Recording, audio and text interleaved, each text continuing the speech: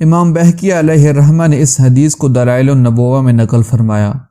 نبی پاک صلی اللہ علیہ وسلم کی چچی جان حضرت عباس رضی اللہ تعالی عنہ کی زوجہ محترمہ حضرت ام الفضل بنت حارث رضی اللہ تعالی عنہ ایک دن برگاہ رسالت صلی اللہ علیہ وسلم میں حاضر ہوئیں اور عرض کیا کہ میں نے ایک پریشان کن خواب دیکھا ہے، خواب بیان کرنے کی جرت نہیں ہے۔ جب آپ صلی اللہ علیہ وسلم نے بار بار دریافت فرمایا تو انہوں نے عرض کیا، میں نے دیکھا کہ آپ صلی اللہ علیہ وسلم کے جسم انور کا ایک ٹکڑا کاٹ کر میری گود میں رکھ دیا گیا۔ یہ سن کر آپ صلی اللہ علیہ وسلم مسکرائے اور فرمایا کہ تم نے بہت اچھا خواب دیکھا ہے۔ اس کی تعبیر یہ ہے کہ فاطمہ کے ہاں بیٹا ہوگا جو تمہاری گود میں کھیلے گا۔